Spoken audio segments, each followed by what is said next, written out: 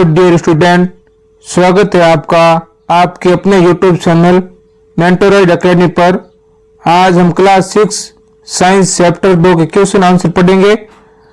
तो शुरू करते हैं क्वेश्चन आंसर। आइए और अधिक सीखिए। सबसे पहले पढ़ेंगे हम पहला क्वेश्चन। आइए और अधिक सीखिए। पहला क्वेश्चन, यहाँ दो प्रकार के बीज दिए गए हैं, आप इनके पौधों की जड़ों और पत्तियों के शिराविन्यास में क्या अंतर पाते हैं। यहाँ पे क गेहूं और ख राजमा दिया गया है, तो इसका उत्तर देखते हैं हम। उत्तर क्या है? दो प्रकार के बीजों और पौधों की जड़ों और पत्तियों में अंतर। सबसे पहला क गेहूं। गेहूं होता है एक बीज पत्री या मोनोकोट पौधा। जड़ कैसी होती है इसकी? रेशेदार जड़ होती है। और पत्ती की शिराविन्यास क्या होती है? समांतर शिराएं। अब पढ़ेंगे हम ख राजमा। ख है राजमा। ये होता है राजमा क्या होता है? द्विबीजपत्री यानी कि डाइकोट पौधा। जड़ मुख्य जड़ होती है। पत्ती की शिराविन्यास क्या होती है? जालिकाकार या रेटिकुलेट शिराएं।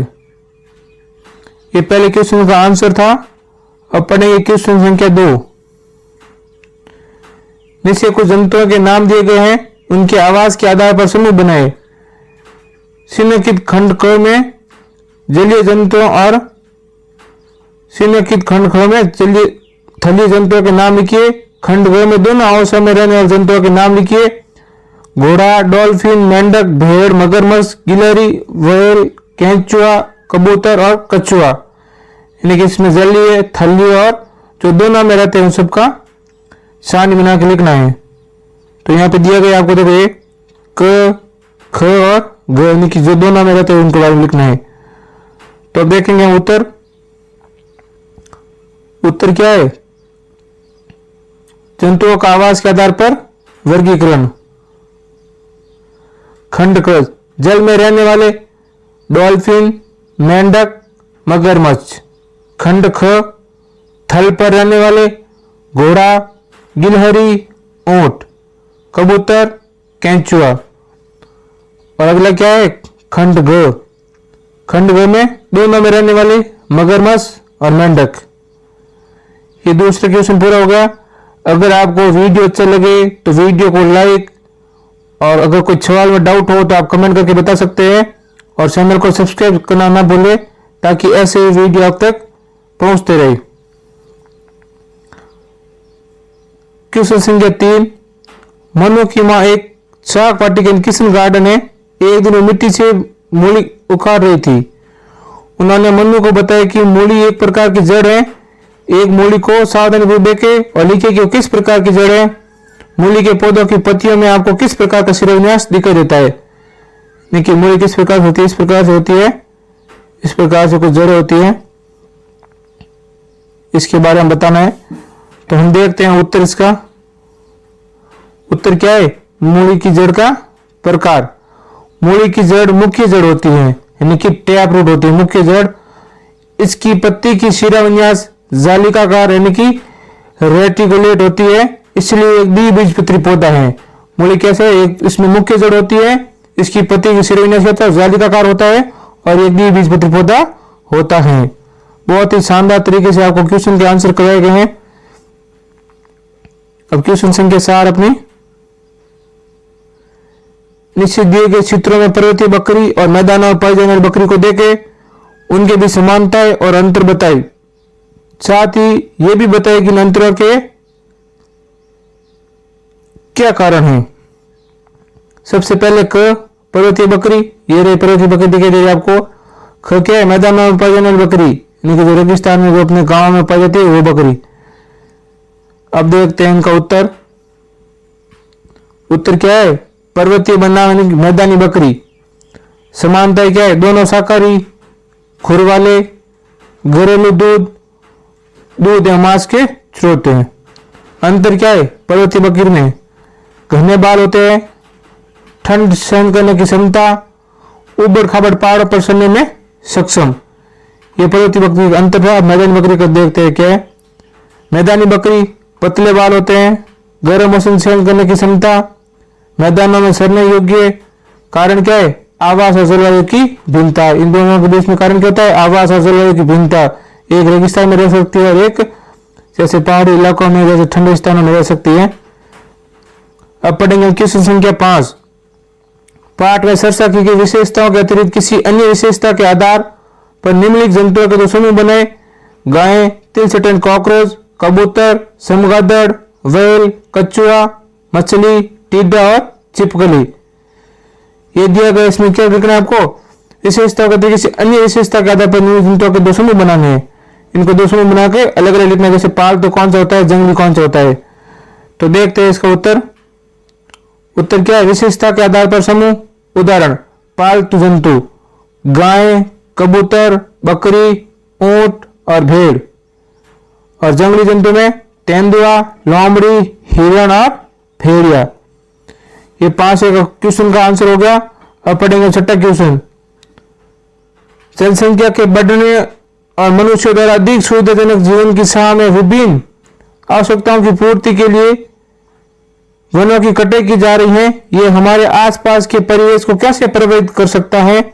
आपके विचार से हम इस चुनौती का निदान कैसे कर सकते हैं?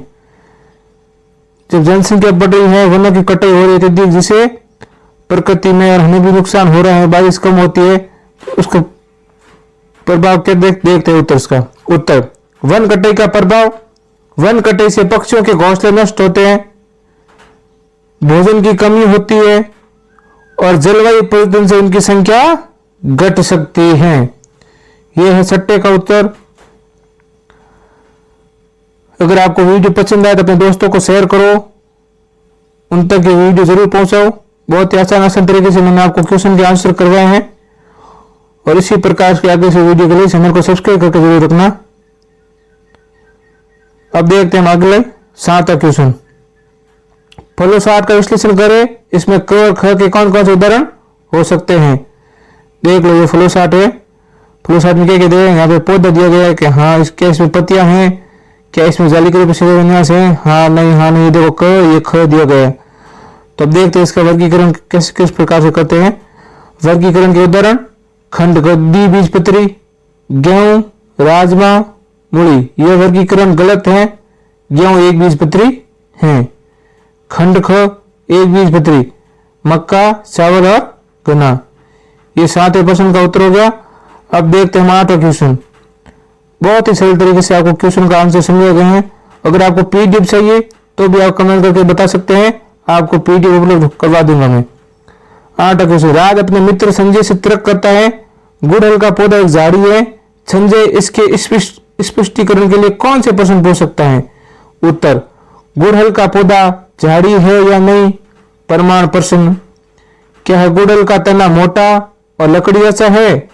क्या ये मुख्य तने से ऊपर शाखाओं में विभाजित होता है? ये 2 प्रश्न पूछ सकता है। अब 8 क्वेश्चन हो गया। अब देखेंगे हम 9वां क्वेश्चन। 9वां क्वेश्चन क्या है? तालिका में कुछ आंकड़े दिए गए हैं। आंकड़ों के समूह के आधार पर पौधों के उदाहरण का पता लगाइए। समूह, बीज का प्रकार, जड़ का प्रकार और उदाहरण। क्या है? द्विबीजपत्री बीज और जड़ कौन सी है? मुसला जड़। ख क्या है? एक बीजपत्री और जकड़ा जड़। समूह क के पौधों में और क्या समानता है? समूह ख के पौधों में और क्या समानता है? तो देखते हैं 9वें क्वेश्चन का आंसर हम। तालिका के अनुसार समूह के उदाहरण।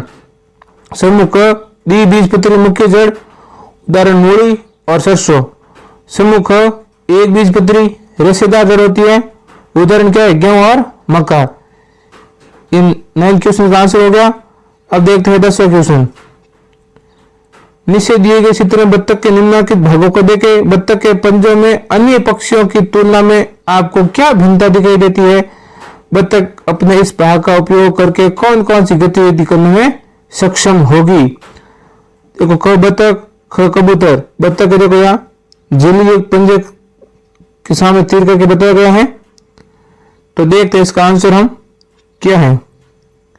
उत्तर, बत्तख के पाव का महत्व। बत्तख के पाव झुलीदार होते हैं, पाव यानी कि पैर, जो उसे पानी में तैरने में मदद करते हैं, जबकि कबूतर के पाव जमीन पर चलने और बैठने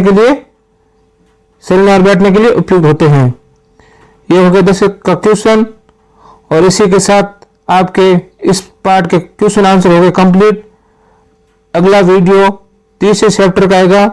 तब तक के लिए आप वीडियो को लाइक, कमेंट और शेयर जरूर करें और चैनल को सब्सक्राइब करना ना भूलें। ऐसे ही वीडियो के लिए हमारे साथ जुड़े रहिए। आज के लिए इतना ही। Thank you all of you.